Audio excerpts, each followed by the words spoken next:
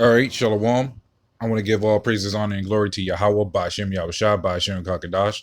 Double honors to the apostles of GMS and the sincere Shalom to the brothers out here pushing his truth and sincerity, and Shalom to the elect. And what I have here is an article. It's actually two articles, believe it or not, because they both going tied in together. But it's an article about a Ukrainian opposition leader facing treason charges, denies he's pro Russia, assisting represents assisting he represents millions of ordinary voters. Now, the reason I chose to get into this particular thing prior to reading these two articles is the fact that this is something that's all of a sudden going to be all of a sudden a bad thing, but when America does it, no one has anything to say about it.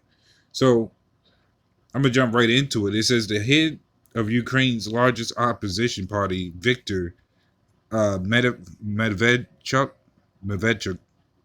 has railed against Kyiv's decision to persecute him for high treason, insisting the charges are politically motivated and a reaction to his growing popularity. Speaking at at a court hearing in the Ukrainian capital on Friday, the MP rejected allegations that he is an agent of Russian influence in the country, arguing instead that he represents a significant portion of the electorate that are unhappy with the current government, are completely throw out accusations of so-called pro-Russianness. He said, our party received millions of votes, confidence during the last elections. Now they blaming him for being a Russian influence as an agent when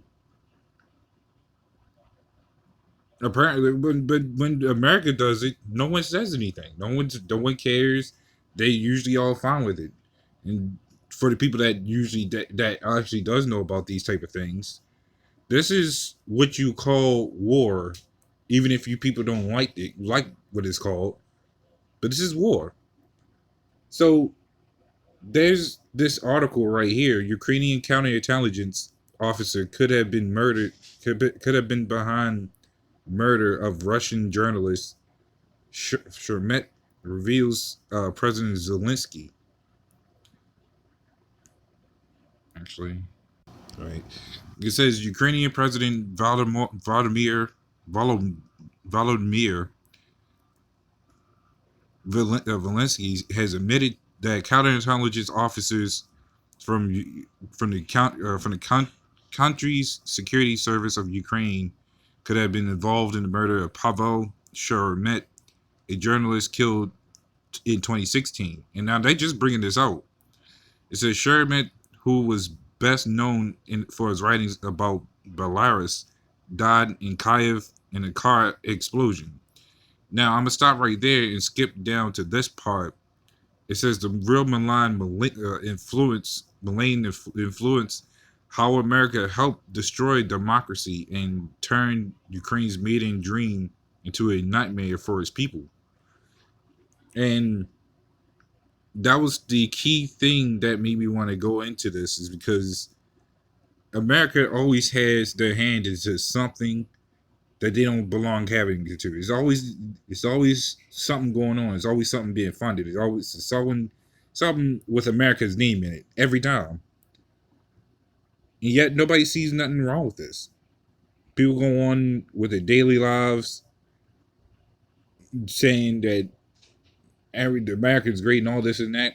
Meanwhile, this greatness is pure pure wickedness. This is Matthew 12:26. It says, and if Satan cast out Satan, he is divided against himself. How shall then his kingdom stand? Now, of anything, I say go for it. Be pro-Russian. Of anything, everybody should be pro-Russian to take down this place, because the Lord's ultimately going to do it, to take down this place. But the more stuff that started, the better. The quicker we can get out of here, the better. And we can see that things are escalating, as we can clearly see. Slacking.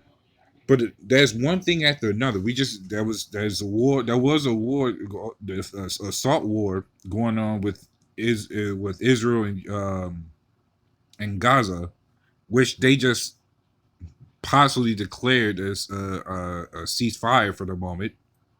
But we wonder how long that's going to last. And then all of a sudden, this pops up where they talk about, oh, America doesn't have their hand into this.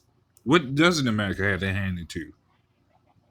This is the things that these people tend to skip over.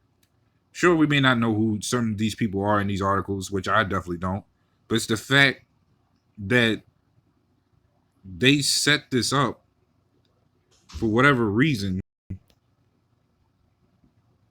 And they claiming that this wicked place, had their hand in it. They said, let's see, the part I want to get to.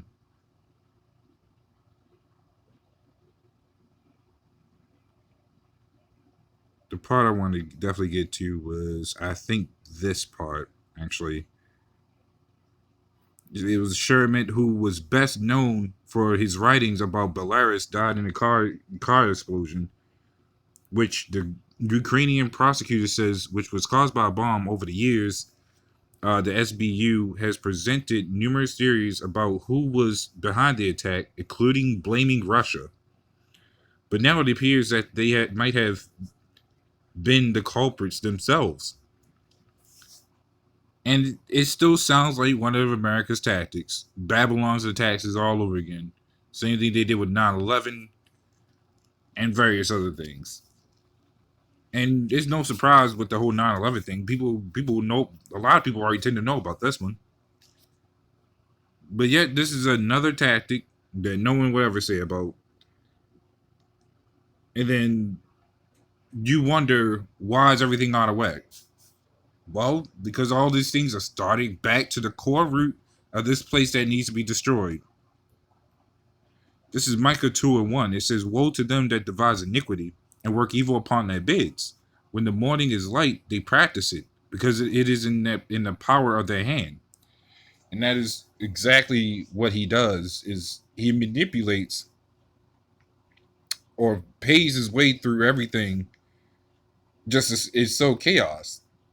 And as we had clearly seen in this second article, they talk about how America then turned their place into a living nightmare. Well, that's everywhere. He's turned every place into a living nightmare. Oh, you can look at it if you want to claim it. You can look at Africa if you want to go that far. They America Esau done conquered that place, and now they always coming up with the thing about how there's a bunch of hungry children over there and shit. When the exact same thing is happening over here, but you got a bunch of homeless people. You got people in every ghettos. There isn't one place that Esau hasn't been to have his hand into something. And that's exactly why he needs to be destroyed. Thus saying, woe to them that devise iniquity. You people may think this is just maybe another article going about these other two people going back at it, but you can guarantee that America had their hands in it, as that article is definitely said. This is no coincidence. This is nothing new. This has been going on for the ages, and it's just going to keep getting worse until the Lord pulls the plug on this place. When the Lord decides to say all these countries want to come against each other, just so he could destroy them themselves. So that's pretty much all I want to go into with this one. So with that, shalom.